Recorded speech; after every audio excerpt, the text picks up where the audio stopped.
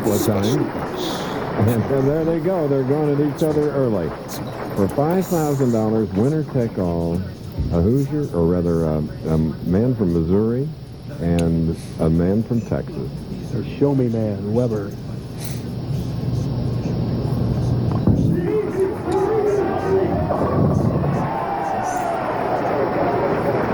Okay.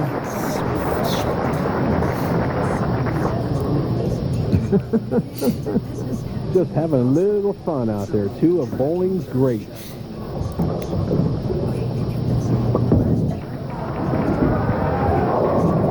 Another counter punch. Come on.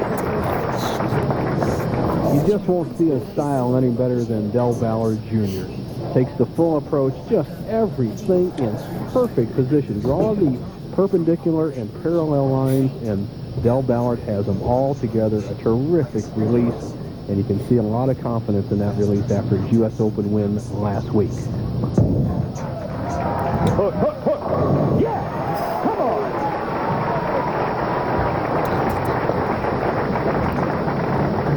This is the type of match that requires little commentary because Del is mic'd. And boy, he lets loose.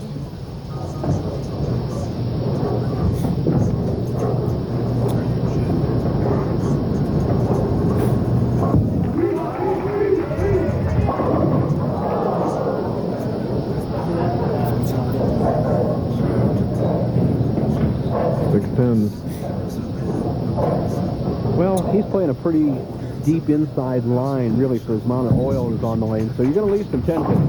Okay. Native of Columbus, Ohio, married to Pete Weber. Her name is Kim. Kim Weber speaking with Carolyn Dorn, a top woman pro on the women's tour.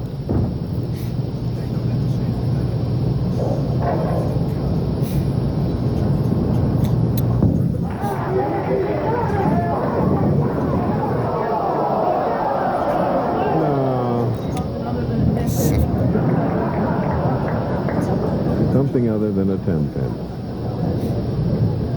Again, I might not know how to make it.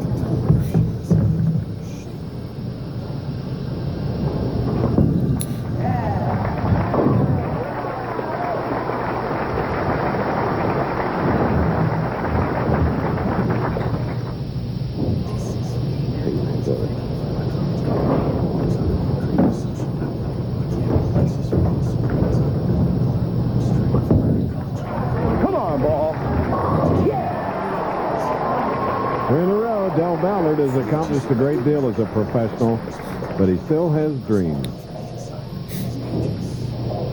Well, bowling's been good to me, and I have a lot of goals left. I'd like to win the PBA National to where I could win the Triple Crown, and I would like to win the Firestone one more time. I either seem to bowl well there or I bowl bad there, and hopefully this year it'll be very good.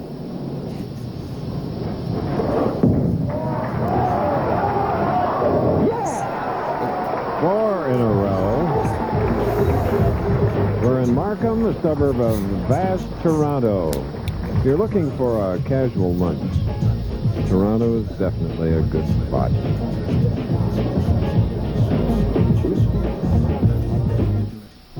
Hi, Pat Summerall here. From Akron, where we go to televise the finals of the Firestone a week from today. Pete Weber, the IOF Forresters Open champion. Trails by 31, fourth frame.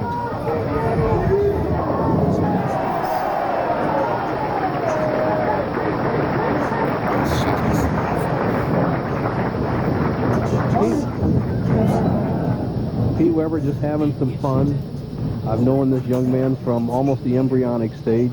Started bowling at age 2, bowled his first 300 game at age 12. He joined the men's league when he was 14. The very first game he bowled in league was 300. All the talent in the world.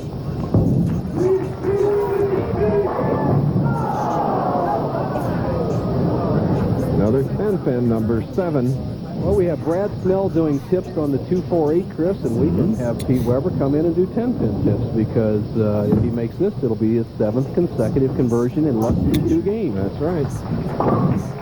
And his mom, Juanita, bowling in the WIBC. Pete said he's out for about the 35th time. I'm not sure that's the correct number, but we wish Juanita no 10 pins, nothing but strikes.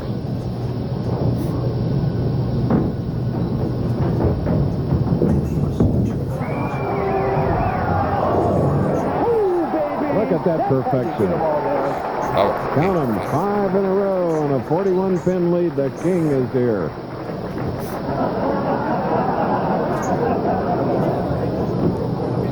Ballard like this. I think that would help. The only time Del Ballard has defeated Weber in television was in 1987 when he won the U.S. Open for $100,000, defeating him 247, 209. Del wanted that 6 and 6 more. Because true value is always there for a perfect game bow, 100,000. Well, they'll have to wait till next week. Player could shoot 300 and win the tournament, pick up 160,000 quick dollars.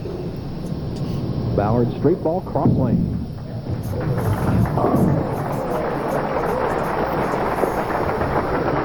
These professionals can be tremendous showmen.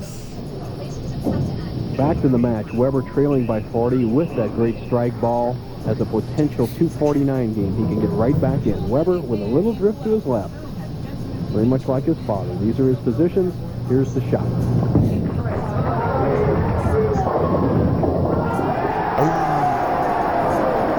Geronimo.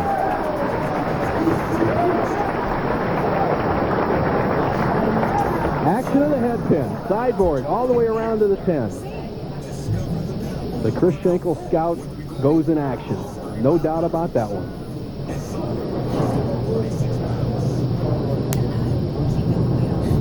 Whoever strikes here, he'll start thinking match and winning the King of the Hill title.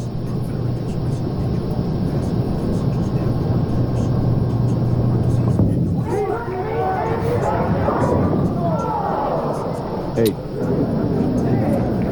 Boy, I tell you what. What can you do when you leave a bunch of 10 pins like that? A little funning, Del Ballard say put a little more fingers in it, but if Pete would just soften up and go a little wider and take a chance, he would carry the 10. However, he's in trouble now. Imagine that, covering 8 10-pin spares in a short period of time. Chris, for the pros, with proper technique, the 10 pin is actually the easiest spare on the lane to convert.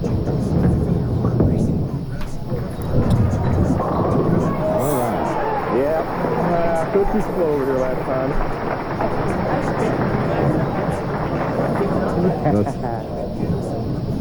Payback to the gutter ball. Remember that. Payback to the gutter ball. The gutter ball, where he gave the title to Weber. 3-2-91, March 2nd.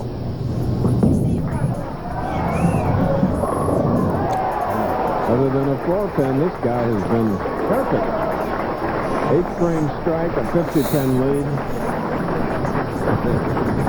Oh, boy.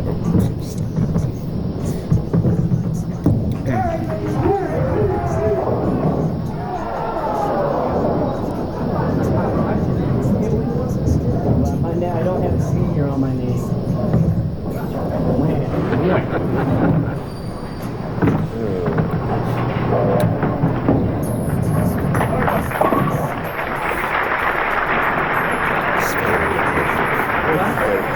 King of the Hill match just about in the books. Let's look forward to the Firestone. The format's a little different in the Firestone, with 52 champions going to the starting gate, practice and Pro-Am on Tuesday, qualifying 16 games on Wednesday, 16 more on Thursday, 16 on Friday.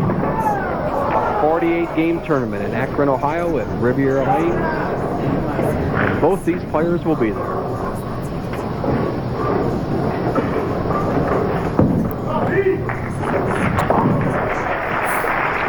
Del Ballard, the King of the Hill bowling, Pete Weber. Del in defense, having won over Jason Couch last week, 227 to 191. Ballard walks here, releases there. It's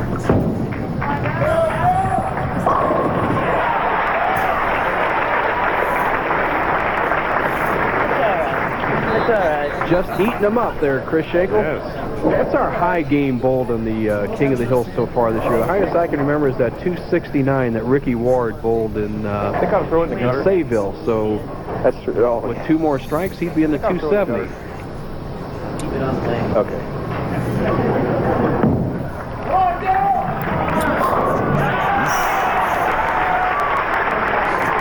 .279 high, Bo. He can just tie it. I got slow on that 4-pin. Yeah, really. It was slow on that 4-pin. He's thinking that 4-pin might have cost him $100,000. It's his second 4-pin of the match. And our scorekeeper, Butch Soper, tells us he'll be in the 260, and Butch is headed back to California, not qualified for this year's Firestone. He did it. He did it. Is he having fun or what? Yeah. Yeah, this is Couldn't resist, could he? Oh, that's just great. didn't have resistance. Del Ballard, you're a great champion, and you're all right.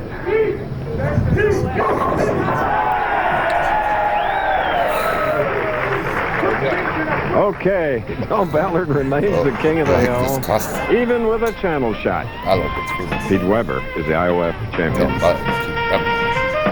but-